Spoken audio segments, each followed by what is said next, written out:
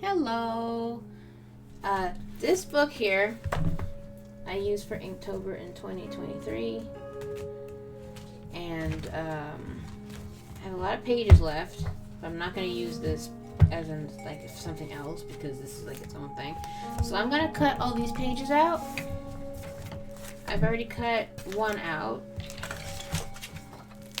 and if you put it this way you can see, as long as you cut this part off, which you would cut off anyway, it'll fit. So what I want to do is some tanned illustrations and some white illustrations, and I will put them in the book. So what I'll probably do is if I do like an illustration on this side, I'll just stick glue one into this side, and I'll just have to write the prompt because these are going to be very much out of order because I will be using this book for Inktober as well. So I need to like put the prompt list, and then I need to like do inks that I want to use. This desk is a catastrophe. So first we're going to start by taking all of these pages out and using my guillotine cutter to cut all of these bits off. Alrighty, so like I said in that previous clip, I pulled out all of the tan paper out of the book, which is a Strathmore tone tan paper book, by the way. So it's a very nice book, very nice paper. I pulled it all out, and then I cut all the stuff off on the guillotine cutter, which, by the way, really wanted to fight back. So some of these aren't exactly cut right, but that's all right. And I didn't select a prompt until day one, which at the time of me recording this voiceover is yesterday, and I chose the Whimsytober prompt list. I will link the Instagram post for it down below if you want to follow it or if you want to see what the list is like. It's not my list, it is one I just found off Instagram. I don't know the artist who's doing it or anything. I'm just gonna link their post and enjoy. As far as how I'm approaching this Inktober, I have been doing Inktober as of this year for an entire decade. My first Inktober was 2015, 2025, 10 years. I can't believe I've been doing this for 10 years and I'm not tired of it. This is one of the few things I have to look forward to in my life, so I just love Inktober. Now, how I've done Inktober for the past 10 years is I will have a sketchbook dedicated to Inktober, and I will fill the sketchbook. There was one year where I had a book and I didn't actually end up liking it, so then I ended up just doing a bunch of random drawings and random paper and my main sketchbook. Like I did kind of like a random one time because the book really wasn't good. But overall, I always have a dedicated book for Inktober. And in general, I do black and white. There was one year where I tried to do a pop of color, but by like halfway through, I just started doing black and white. I have done black and white on tan paper a couple of times, and that generally also has like some gold accents or metallic accents. I have done a couple that are more Drawtober-like, where it's more full illustrations that are colored, but I tend to stick to marker and maybe a little bit of watercolor, just so it's still technically ink. This year, I am just going to be throwing everything at the wall and seeing what sticks. Technically, I would be doing more of a Drawtober or a Crafttober this year, but I'm going to call it Inktober anyway because it's easier. And the prompt list I'm following is called Whimsytober, which is honestly really great for what I wanted to do to approach Inktober this year.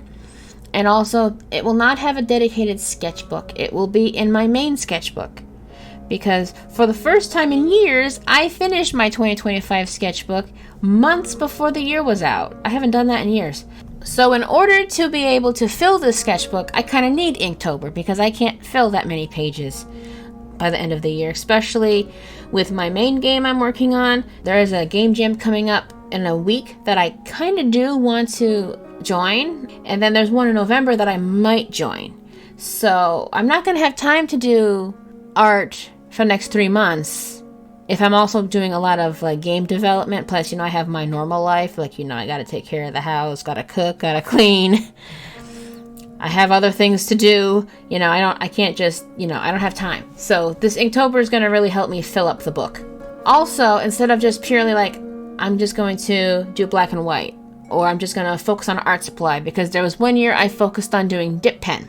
And then there was another year I focused on using these glass dip pens my friends got me for my birthday. This year I'm going to do whatever I feel like. So this first one that I am going to be doing is technically a collage. So I got the book. I'm not sure where this is on the actual background, but you will see it eventually. I got my Inktober book.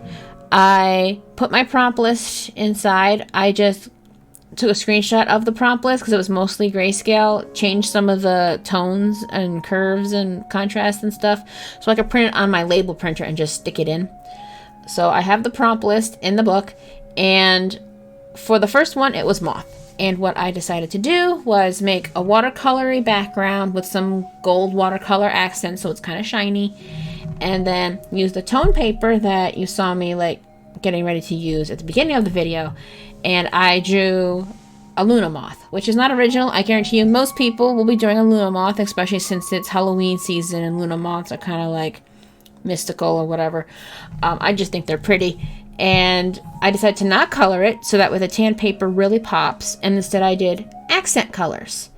And then I cut it out, and then I glued it inside the book after painting some gold little like leafy plant bits on there, which is very different than what I've ever done. I've never done collaging for Inktober, Arttober, or anything like that. So this is going to be a very creative Inktober. Some will just be illustrations, some will be collages. I have a bunch of ideas. I also have a bunch of these little pieces of cardboard. If you buy a tissue box, a little part of the cardboard you can like pull off to pull the tissue out, I save those because they're really cute and small, and they have a really nice flat, smooth cardboard texture on the back. So I might just do a bunch of little drawings and like make it look kind of like an art gallery or something, and like a spread. Or with the tone paper, I might just do a full illustration on the tone paper and just stick glue it in the book. I have so many different ideas and illustrations that I want to do this Inktober, and I hope you enjoy watching all of that. Another thing I'm doing differently is I did not even get fully prepared till the day of Inktober. I didn't make a swatch page of all the ink that I would use. I didn't pick a prompt list until the day of. I'm very much just doing it as I go, because it's always been a big event for me. I've just not had the time, and I just, life changes, people change. I'm a very different person than in 2015. I'm a very different place than I was in 2015. Physically, mentally, emotionally, spiritually, everything is different. And I'm just approaching Inktober in a way that is proper for me now. I have also been doing this, like I said, for 10 years, and inking is one of my favorite things to do, so I don't really need Inktober to teach me how to ink anymore. I don't really need it for that. For me, it's more of a fun way to express than at the beginning. I was like, oh, can I draw everything with ink? Can I do this? Or can I learn this tool? I just want to have fun this year. It's been a very, very long couple of Inktobers, and I just want to vibe. And another thing I'm doing different is, this is my Inktober video that is going to start me off for Inktober, and I'm going to be posting it the day after the Inktober started. Normally I have prepared it like a week in advance. I've edited it, I've had it ready, and then I have it go up at like 10 in the morning or something on the 1st of Inktober. I'm just getting stuff done as I can get it done, which honestly is far more healthy since this is not my job. I don't get any money for doing this, so I'm just taking a vibe and a chill way of doing it this year. Also, I might make more videos for Inktober. I'm not sure. It depends on how I feel. But, like always, you will get a tour of my Inktober art, I suppose, because it's not really my Inktober sketchbook, because it's my main sketchbook. And you will see everything that I do at that point. I don't know if I will live stream any Inktober, because I am currently live streaming my main game, and if I do the game jam that starts next week, at the time of recording this, I might stream that, and I might not have time to stream Inktober. Inktober might be my decompression instead of something that I focus on making content about. But if you want to see what I'm doing semi-daily, because sometimes I skip a few days because I'm tired, and then I do a bunch on one day, Instagram. Instagram is the place you want to see everything. I post most of my stuff that I do on Instagram. There's some artwork I never got around to posting, or I never felt like posting. But if you want to see it more in time, Instagram. I hate Instagram, but I use Instagram. There you go. That is where you see everything more in real time. I think that's about it, and I hope you like the finished artwork. Alrighty, I will see y'all when I see you. If you want to catch my game dev live streams, I do them on Tuesday afternoons between 12 and 1 Eastern. I start about, and I go until 4 or 5 Eastern, depending how I feel. So I will see you all later, and yeah, hope you have a good rest of your day. Bye!